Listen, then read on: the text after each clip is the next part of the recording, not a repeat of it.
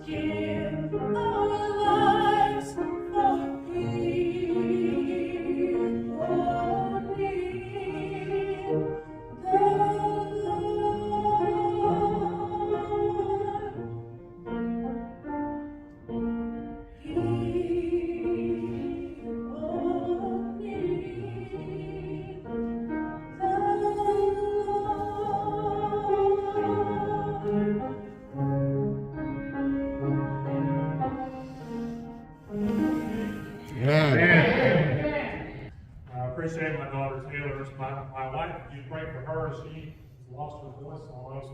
Now she usually can sing. And so pray for Janet as she's getting better. Well, in 2008, we moved to Scotland, and God blessed us there really immediately. We were there for about 4 months, and then started our first work in May of 2008. And from the very first service, we were able to have even some younger kids come in. So God blessed us through our time there in ministry that we've been able to always have people come to our services. So that was always a blessing. We had some ups and downs with our ministry. We had some issues with our visa. At one point, had to leave and then come back and kind of start over again with our ministry there. But it's hard to believe that we've been there 14 years. Last Sunday, this past Sunday, we had our 14th anniversary, and God has blessed us. We had our all-time highest for our service. We had 52 people there for our service on our 14th anniversary. So God is blessed. And I'll just say, you never know what God's going to do in your ministry. And we moved to Scotland expecting to minister to Scottish people, and we have been able to. We have a couple of Scottish ladies with us, but I'm so thankful that God goes beyond what we expect and surprises us all the time in ministry. And if you look at our table, you'll see the picture of the ministry that we have there.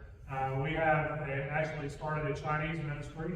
So we have a large number of people from Hong Kong. We have a pastor that lived in Hong Kong, and he has moved there to Perth as well. And so he takes care of the Chinese ministry. We've been able to do that, and we have people from Africa. So we have Ghana, Nigeria, from Kenya. We have several families that have come to us. We have people from Poland that are part of our ministry, and so it's been encouraging to just watch God bring us our own little melting pot there in Scotland and being able to minister to them. My life verse is on my card, and I hope you'll get one of these before you go. But it's Jeremiah chapter 1, verse 17, and it reads, "Thou therefore gird up thy loins, and arise and speak unto them all that I command thee. Be not dismayed at their faces, lest I confound you before them." And God really used that verse for me as I was struggling with God's call on my life. I knew He wanted me to be a missionary, but I also know my limitations, and I have my own doubts and my own fears that God had made a mistake calling me, that I surely couldn't do that job. And God used that verse to remind me that He's the one in control. And it's not about me. He just asked us to go and to tell the truth and to share that with others. And I've been fortunate and so blessed to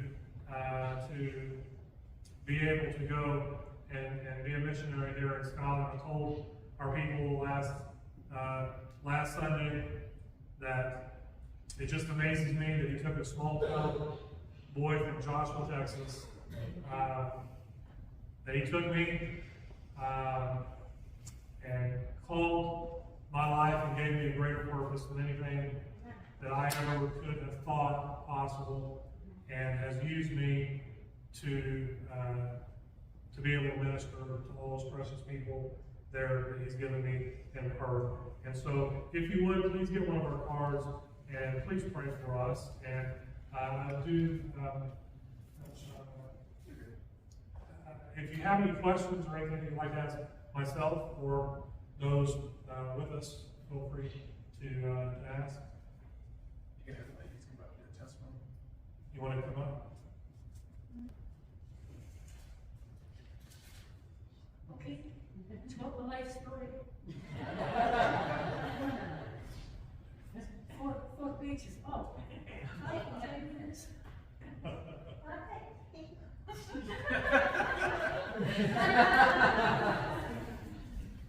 Condensed version. I'm not where I am. I I love my pastor. I love my family to distraction. The things that they have done for me in the last 12 years when I have gone through an exceedingly bad time. My husband has went through an exceedingly bad time and passed away last year with myself and these two with him in the infirmary. I only got to see him 3 days before he died because of COVID. He was all alone. But that's another story. Without that church, I'm a lost person. Completely lost. So, that's about it.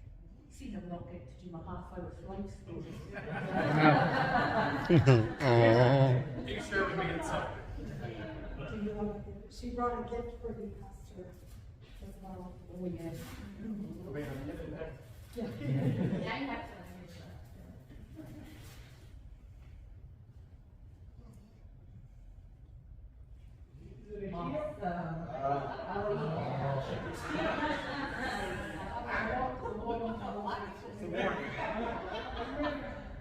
We have the stall tire, which is St. Andrew's Cross, and we had to adopt that when we had a young kid. This is the kid's standard. It's called a rampant lion. No one except the Queen can fly it, because she is our Queen and sovereign. So if you wanted to put it on your stands, the next day a giant, very upset Highlander with a claymore would come and chop it down and chop up your minister at the same time. I'm very pleased to bring you this.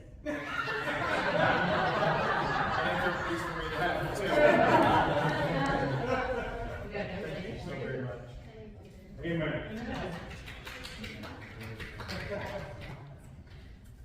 So my name is Nicole. I started going to church with these guys 5 years ago. In 2018 I was saved and baptized. Yeah, I just love being a part of their church. It's like a little family. Yeah, I'm glad to be here today. Last opportunity if you have any questions. Mike. Where do you stand on the King James Version? There we go. He already knows the answer to this. I am 100% King James only, and there's no wiggle room at all.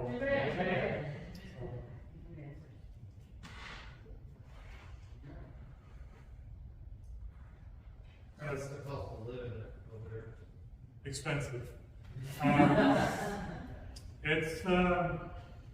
It's going up, of course. Same thing that's going on here is going on there. So I think our petrol right now is probably about $8, $9 to work out a gallon. So yeah, it's hitting everywhere, but it's not been as bad when the former president was in.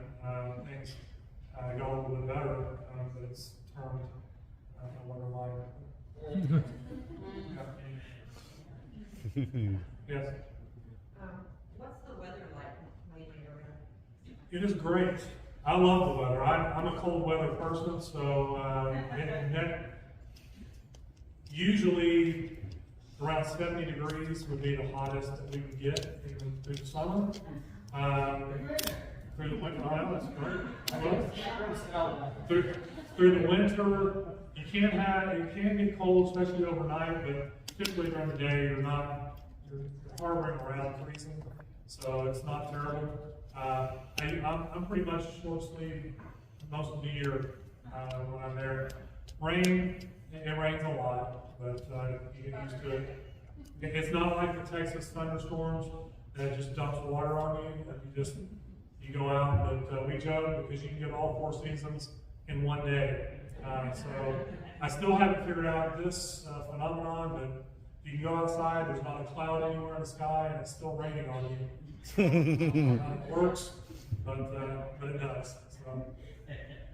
Do y'all live more in the city, or do you live in more of an outer, rural area? We are in the city center where we live, which is, this is the first time we've lived in the city center proper, but it has worked out really good. Our church building is just right down the street, so we're like a 3-minute walk to our church, and everything else is local, close by, so it's really been nice. We've enjoyed that.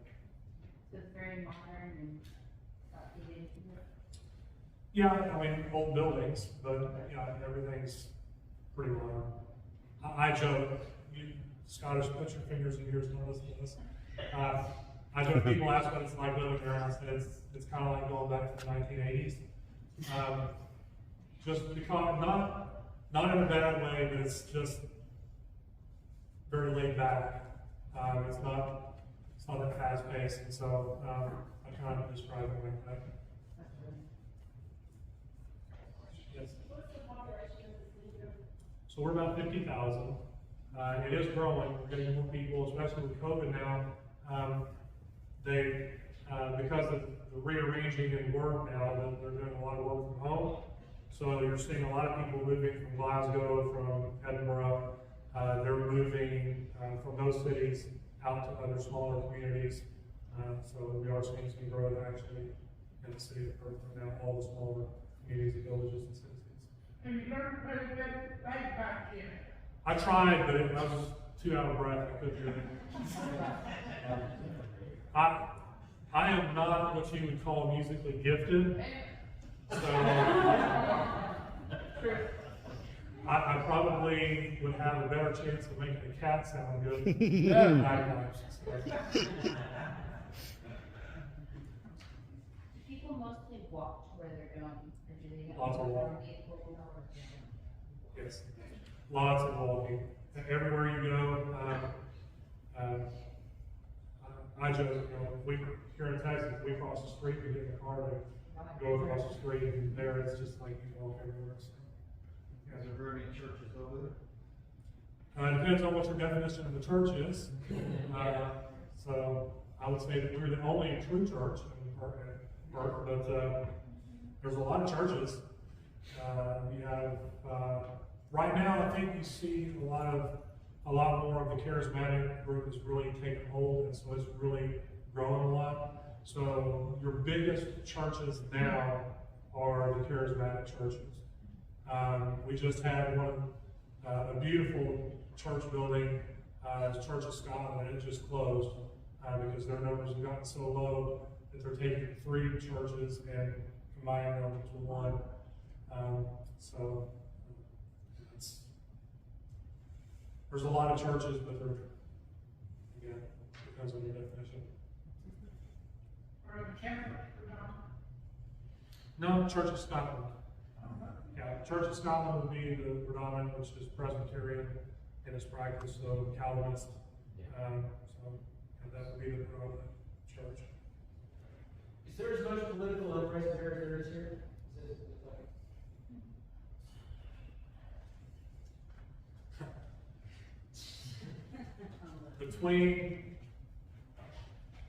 Between England and Scotland, yes. Okay. The Scots don't like the English, and there is a desire for a lot of the Scottish to be independent and be away from England. So you have that turmoil is always underlying. Then beyond that, it's just everywhere. Government is just insane. So they've lost their mooring all around the world. So you have that going on as well. Okay. We'll catch them at the table after if you have questions, and I'm excited about that. I'm about the ministry. So, we had a chance to visit for a few minutes, before, and we talked on the phone several times. And time difference makes a little change. If you haven't been, most of Europe is designed to walk where you're going, and so it's not like here where if you are going 2 doors down, you live with your car. You could die in the summer. When are the ladies going back? They go back on the next one. Of May? Yes, sir. Okay. Now, yeah, just be thankful they didn't invite you to come like in July or August. You could die. It can be 105 degrees in the middle of the day. We have heat alerts where it may not get below 85 degrees in the middle of the night. It'll never get below 85 for a long time, so it's crazy. So anyway, this is a great time here. Yeah, it's pretty excellent. It's nice. Supposed to be 98, 99 this weekend. Yeah, so you may get a little taste. So we'll see what happens. Just stay close, stay hydrated, okay? Yeah.